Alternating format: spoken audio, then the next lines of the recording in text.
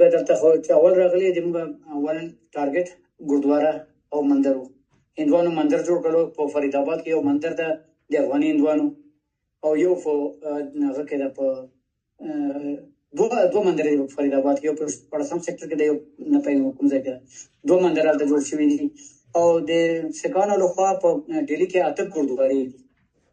8 ګردوارې جوړې شوي دي. هر ورځ زموږ ګردواره 2 وخت سهار او ماښام عبادت چې هغه 3 وخت په کور کې کله د استراحت وخت 3 وخت عبادت کوو. نو هر ورځ بله ناخه که یو 2 وخت نه یو وخت سره راټولېږو، حتما سره یو بل ګورو.